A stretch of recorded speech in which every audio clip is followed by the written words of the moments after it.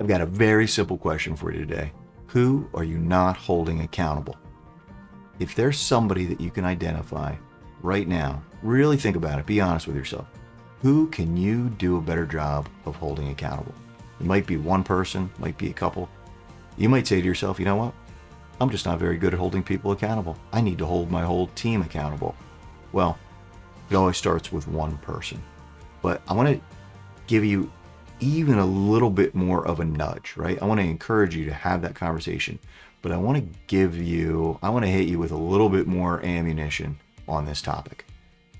There are certain tangibles that if you're not holding a person or multiple people accountable on your team, you're not doing as well as you can. You are absolutely not doing as well as you can in terms of sales, in terms of profitability, cash flow, work quality, which leads to Google reviews, right?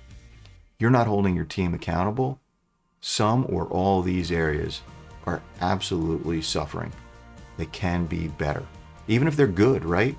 If they're good now, think about how much better they can be with some accountability.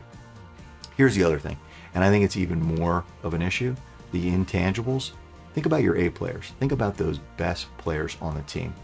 If you're not holding somebody or some number of people accountable, and they see this, right, and they will see it, I guarantee you they're going to start to care a little bit less and work a little bit less hard, right? I've talked to so many people who have a manager or an owner that don't hold people accountable, and they're very frustrated by that. The best performers on the team want to see consistent, high degree of accountability. So again, A players, they're going to work less hard. They're going to care a little bit less. And the bigger issue, they're way more likely to leave. They're way more likely to leave the team and find something else that works better for them.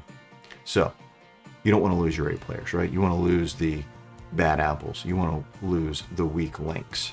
Don't lose your best players because you're not holding people accountable. What do you do about it? And why is it such a challenge? Well, I think for a lot of people, they just don't like confrontation. Most people don't like confrontation, right? The other thing is it's very easy to just not do it and just hope that things are going to work out for the best. And I'm sure you know the saying, hope is not a strategy, right? So what do you do about it? You have what will probably be a difficult conversation, but I've got a way to make it easier. I've got a guide that I can send you to help you prepare for this conversation.